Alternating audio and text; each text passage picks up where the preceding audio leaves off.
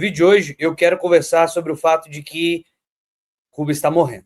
Os cubanos já enfrentaram vários bloqueios, crises e ameaças, mas a situação atual parece que chegou num outro patamar. Muitos falam em uma crise humanitária. São apagões, falta de comida e de combustível. Uma situação em grande parte causada pelo governo Trump. Tomar Cuba de alguma forma, seja libertá-la, tomá-la, acho que poderia fazer o que quisesse com ela. E para forçar essa mudança de regime, o governo Trump tem se mostrado disposto a sufocar economicamente a ilha num nível nunca antes visto. Na história recente de Cuba, houve vários momentos em que se pensou que o regime cubano ia cair. A gente conversou com especialistas para entender melhor por que essa crise é diferente e o que a gente pode esperar dessa situação. Então, a primeira coisa que eu quero pautar é o fato de que Donald Trump é muito mais cruel, muito mais violento com o regime cubano do que qualquer outro momento da história, né? Razão pela qual eu fiz a crítica ao comediante de esquerda, né? Que se chama Thiago Santinelli, porque estava tentando fazer parecer que tem alguma equivalência, alguma comparação entre o que o Obama faz e o que o Trump faz. Claro que não tem. Não tem, e aqui a gente só precisa demonstrar que não tem, que é óbvio que não tem. E que, além disso, é um péssimo momento político para tentar fazer essas comparações na tentativa de dizer que tudo que existe nos Estados Unidos é direita e, portanto, tudo é igual. É um péssimo momento para fazer isso. Essa é a vida em Cuba agora, no escuro. Todo o país enfrenta apagões, afetando mais de 10 milhões de pessoas que moram na ilha. Aliás, Bruno, a gente podia gravar um vídeo sobre isso, né? O Bruno mencionou aqui, na semana passada, uma penca de gente faleceu nos hospitais porque ficou sem luz nenhuma. A gente podia gravar um vídeo um dia sobre isso, né? Você tem amigos lá, você já visitou lá, a gente podia conversar sobre o que você sabe, né? Te dar espaço para você falar sobre o que você sabe, John. Os hospitais tiveram que cancelar cirurgias e o lixo se acumula nas ruas. Não tem combustível para os caminhões de lixo e nem para quase ninguém. Não aguentamos mais, a situação de Cuba é muito difícil. Tudo o que você tem na geladeira estraga, tudo estraga. A carne, o leite do bebê, tudo. Eles chegam a ter talvez 18 horas de apagão, apenas 6 horas de eletricidade por dia. Essa eletricidade pode chegar à meia-noite ou às 3 da manhã, então os cubanos acordam no meio da noite para cozinhar arroz, ferver água, fazer café, carregar tudo. Essa é a Sara Cozamé. Ela fez uma viagem de pesquisa em Cuba recentemente, em fevereiro de 2026. O que observei foi uma interrupção da vida cotidiana que para nós é difícil de imaginar. O sistema energético de Cuba depende do petróleo, mas os Estados Unidos cortaram os principais fornecimentos para Cuba. Primeiro da Venezuela. Olha só, bora fazer, Bruno. Tem uma galera que não tem noção do grau do impacto do estrangulamento econômico. Não tem, né, velho? Não tem. A galera tira na brincadeira pra caramba, né? Venezuela, quando eles assumiram o controle das vendas de combustível depois da captura do Maduro. Em seguida, do México. Olha só, isso é bem de verdade, de verdade. Isso tinha que ser muito tranquilo de achar consenso nisso, certo? Tem que ficar escutando essas porra desse comediante, essa galera, é difícil, cara, é difícil, porque todos eles tratam como se o mundo fosse discurso, né? Como se fossem frases, falas. É uma grande disputa de discurso, né? Então a gente tem que ficar repetindo o óbvio para ver se a gente conscientiza. Porque esses caras que são idiotas, eles chegam em muita gente, né? Os idiotas chegam em muita gente. Porque os idiotas, eles vivem no mundo da encenação e tal, e eles têm muita visualização. Então, o que eu quero mostrar primeiro é o que está acontecendo, né? O que eu disse que ia acontecer, é o que eu estou dizendo, não tem comparação uma coisa com a outra, não tem que discutir. Isso não é uma discussão, isso é um pseudo-problema. Eu tenho que discutir com essa gente que trata o Obama como o Trump, é um pseudo-problema, é um falso problema, certo? Certo? É um pseudo-problema, tipo assim, o Bruno tá comentando aqui, né? O Bruno, eu faço questão de colocar o Bruno porque ele tem a vivência lá, ele viajou para lá sei lá, nos últimos anos, dos últimos 5 anos, umas 3 vezes você viajou para lá, Bruno? Né? Tem vivência lá, ele conhece as pessoas de lá, né? Então ele estava mencionando assim, quando o Trump foi eleito, foi lamento lá. O pessoal estava literalmente torcendo pelo Biden e depois por Kamala, porque tinha noção do que podia rolar. Enfim, e isso devia ser, está sobre discussão, né? Não deveria haver espaço para isso ser discussão. Mas não só há espaço para isso ter discussão, como a galera me tira pro otário, né? Igual esse vagabundo que acabou de aparecer, o Nando Moura de esquerda, vai se fuder, porra. Quer dizer, tenta desmoralizar as pessoas para a mensagem não chegar. As pessoas estão morrendo de fome e a galera fica querendo tirar onda como se fosse uma coisa pessoal, né? Como se fosse uma coisa pessoal. Ai, olha só, ele tá brigando com o nosso campo. Veja, as pessoas estão morrendo de fome. A galera, ai, mas ele xinga o meu campo. Ah, pro inferno, velho. Ameaçando o país com tarifas. E reportagens mostram que os Estados Unidos têm bloqueado petroleiros de outros países para que eles não cheguem a Cuba. Tudo isso faz parte dessa pressão que os americanos estão construindo sobre Cuba. Eles dizem que o regime de lá representa uma ameaça à segurança dos Estados Unidos. E depois das ações americanas na Venezuela e no Irã, Cuba pode ser o próximo alvo do Trump. Tomar Cuba de alguma forma, seja libertá-la, tomá-la, acho que poderia fazer o que quisesse com ela. Isso é absolutamente uma escalada, o momento mais tenso da história cubana moderna. E é interessante lembrar que os Estados Unidos controlam uma pequena parte de Cuba, a Baía de Guantánamo.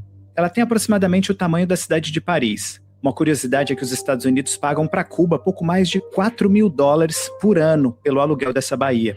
Hoje ela é mais conhecida por uma base naval americana que abriga uma prisão. De acordo com a ONU, a prisão de Guantánamo foi palco de torturas e violações dos direitos humanos, principalmente durante a Guerra ao Terror, depois do ataque às Torres Gêmeas. Para entender por que essa base naval dos Estados Unidos está aqui, é preciso voltar ao ano de 1898. Foi quando os Estados Unidos ajudaram a expulsar os colonizadores espanhóis de Cuba e, de certa forma, passaram a ocupar a ilha eles mesmos. A independência de Cuba alguns anos depois veio com uma condição, ou várias na verdade. Uma das exigências dos Estados Unidos foi o arrendamento por tempo indeterminado de Guantánamo, mas desde 1959 que Cuba na verdade se recusa a descontar os cheques que os Estados Unidos enviam e diz que o acordo é inválido. 1959 foi quando Fidel Castro liderou a chamada Revolução Cubana. Eles derrubaram uma ditadura que na época era apoiada pelos Estados Unidos, e o Fidel governou Cuba por décadas. Durante esse período, os Estados Unidos teriam tramado 600 planos para matá-lo. Eles tentaram até mesmo usar um charuto com explosivos. E quando Fidel chegou ao poder, o governo dele começou a confiscar refinarias de petróleo e outros negócios norte-americanos. Certo? O nome desse processo é nacionalização, tá? Fidel não tinha nada contra os Estados Unidos, ele só queria que as empresas que estão em solo cubano fossem empresas cubanas. Certo? É um processo de nacionalização, um processo parecido com o que foi feito no Egito em relação ao Canal de Suez, né? Foi nacionalizado, não é capital externo, porque esse é um problema relacionado ao imperialismo do capital, muito bem descrito por um economista inglês, que Lenin e etc., né? Então, o processo de imperialismo do capital é o seguinte: você tem indústrias internacionais que elas sugam parte do processo de produção. Então, alguns países entenderam, não precisava ser comunista para isso, que era necessário nacionalizar as empresas, dizer que essas empresas não são propriedade de estrangeiros para ficar sugando de outro país, né? Então, transformar essas empresas em empresas nacionais. Foi isso que Fidel fez, e aí virou alvo dos Estados Unidos, e, portanto, ele se aliou à União Soviética na sequência. Na época, os apoiadores da Revolução carregaram caixões como símbolo das empresas confiscadas. Os Estados Unidos tinham muitas posses em Cuba e não ficaram felizes em perder tudo isso. Os Estados Unidos retaliaram com um embargo comercial. Eles se recusavam a comprar ou vender quase tudo, prejudicando a economia da ilha. Aliás, uma outra curiosidade. Dizem que o então presidente americano Kennedy estocou mais de 1.000 charutos cubanos antes de declarar o embargo. Os Estados Unidos não queriam ter um vizinho comunista, e eles temiam que revoluções semelhantes acontecessem pelo continente americano afora. Vale lembrar que eram os tempos da Guerra Fria. O governo americano resolveu então organizar uma ação direta contra Cuba. Ele apoiou exilados cubanos treinados pela CIA numa operação que ficou conhecida como a Invasão da Baía dos Porcos. O exército cubano expulsou os invasores, o que foi um enorme fracasso para os Estados Unidos. Mas é importante lembrar que Fidel construiu em Cuba um Estado socialista e autocrático, perseguindo opositores do regime. E os Estados Unidos continuaram ampliando o embargo. O embargo também ganhou rapidamente uma importância geopolítica devido à crescente aliança de Cuba com a União Soviética no início dos anos 1960. Esse é o Michael Bustamante, um historiador cubano-americano da Universidade de Miami. A União Soviética entrou em cena fornecendo apoio econômico significativo. Pois eram os tempos da Guerra Fria, as tensões entre os Estados Unidos e a União Soviética. E aí, face a esse fato, né, a gente tem que entender, a geopolítica é importante, que acontece, a economia cubana se transforma numa dependência da economia soviética. Quando cai a União Soviética, foi um martírio do caralho para Cuba. E aí Cuba, isolada e sem o apoio soviético econômico, encontrou um outro apoio, a Venezuela. Então, quando os Estados Unidos de Trump invadem a Venezuela e leva Maduro, o fato é que é pressão, né? Pressão é foda, pressão, violência é foda. Mas aí ela se submetendo, o que acontece? Ela serve para esgoelar Cuba, né? O projeto é esse, derrubando um por um, né? Então, derruba primeiro, ela entrega o Maduro, e aqui nenhuma defesa do Maduro, que o Maduro é do bem, que o Maduro é o nosso campo, não é isso que eu estou falando. A questão é que, geopoliticamente, isso é importante, a Venezuela, quando Chávez toma o poder, ela se aproxima de Cuba e vira o alimentador que Cuba perdeu quando da União Soviética ter caído, né? Por isso que, inclusive, o Chávez dá essa guinada para começar a falar de socialismo e etc e tal, né? Um socialismo de novo tipo, de novo século, essa bosta, né? Que era o Chávez. Pois bem, mas isso dava apoio a Cuba, né? Isso dava apoio geopolítico a Cuba. E aí, portanto, os Estados Unidos atacar a Venezuela fragiliza também a posição econômica de Cuba. Soviética estavam acirradas. Essas tensões atingiram o auge em 1962, em um momento que ainda define a forma como os Estados Unidos veem Cuba. Olha essa foto. Ela mostra um local de lançamento de mísseis nucleares. Espiões dos Estados Unidos descobriram que Cuba tinha permitido que a União Soviética instalasse mísseis com ogivas nucleares por toda a ilha. Os mísseis tinham um raio de alcance que incluía quase todo o sul dos Estados Unidos. Foi um dos momentos em que o mundo esteve mais próximo de uma guerra nuclear. Mas então veio um acordo. Os soviéticos retiraram os mísseis de Cuba e os Estados Unidos prometeram não invadir a ilha. Mas as relações entre os Estados Unidos e Cuba continuaram deterioradas. Acho que, ao longo do tempo, diferentes administrações dos Estados Unidos enxergaram o isolamento econômico e político do governo e da economia cubana como uma forma de criar condições que fossem propícias para que uma mudança política surgisse de dentro. Mas isso nunca funcionou, nunca levou de fato a uma mudança de regime na ilha. Aí veio Barack Obama, que adotou uma abordagem diferente. Certo? Ter que, assim, porra, ser tirado para otário estando certo, sabe? Tipo assim, você ser tirado para otário já é irritante.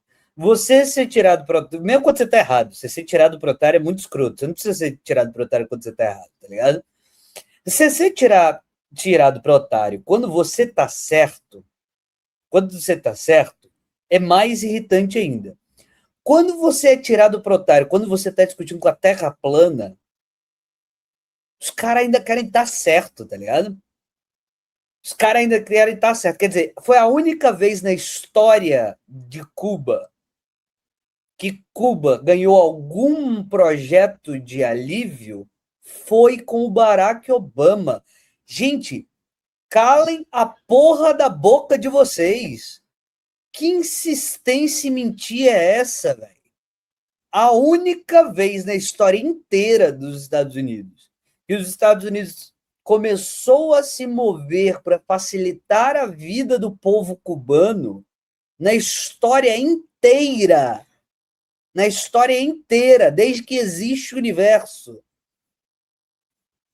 foi quando do Barack Obama. E a galera quer teimar. E a galera quer teimar comigo. Ou seja, o que acontece? O Trump, ele quer ser o anti-Obama.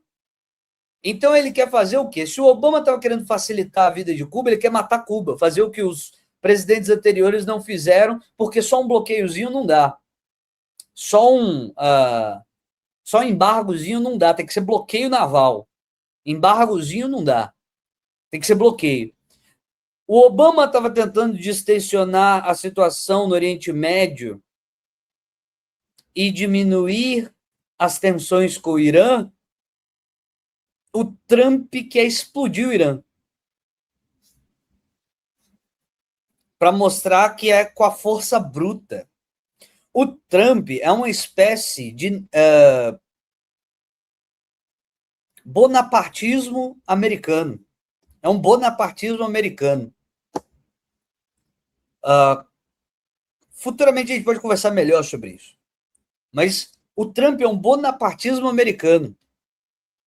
O que isso implica depende de você entender bem. Não, por que essa galera tem birra com Obama? É muito simples de explicar. É a teoria do se ninguém é esquerda, vote em mim. Né? É isso que acontece na cabeça dessa gente. Né? Eles acham que o mundo é discurso.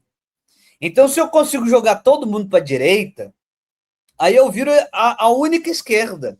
E aí, se você tem a cabeça das pessoas que se dividem em esquerda e direita, aí só resta votar em mim, né?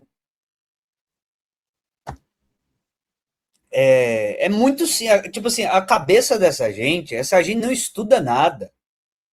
Essa gente não estuda nada. Mesmo, a vida é discurso. Eu estou dizendo, a gente vive na pós-modernidade. A vida é discurso, né? A vida é discurso. A vida é discurso. É a mesma coisa que faz eles falar, por que o PT é inimigo? Porra, se você tem a cabeça de esquerda, você vai votar no PT. Mas se o PT não for de esquerda, ele vai votar em mim. O mundo é discurso, né? O mundo é discurso. Então, veja só. E aí a gente fica tentando se esforçar para mostrar que a vida não é só discurso, né? Que tem consequência, os atos, os discursos, etc e tal. E aí isso vai contra o discurso de hegemonia que os caras querem construir. Porque eles acham que eles vão ganhar no discurso e na estética. E o mundo não é só discurso e estética, né? O mundo não é só discurso e estética. Isso, é exatamente. É porque como a direita ganhou assim, como o Trump ganhou assim, como o Bolsonaro ganhou assim, aí eles falam, pô, se eles ganharam só no discurso, se a gente fizer igual os caras, só com sinal trocado. Assim, que caralho, né? Pós-modernidade infernal que a gente vive. Vamos lá. Ele suspendeu algumas restrições a Cuba e se tornou o primeiro presidente dos Estados Unidos a visitar o país em quase um século. Do outro lado, Cuba tinha um novo líder. Raul, o irmão mais novo de Fidel Castro. Fidel morreu alguns anos depois, aos 90 anos, de causas naturais, diga-se de passagem. Essas mudanças criaram uma janela de oportunidade para que a relação melhorasse. Mas durou pouco. Logo em seguida, já no primeiro mandato, Trump desfez muitas das políticas do Obama. E agora tá matando o país. Veja, não é igual, né? Veja, não é igual. No que interessa, na escala geopolítica, não é igual, né? Não é igual.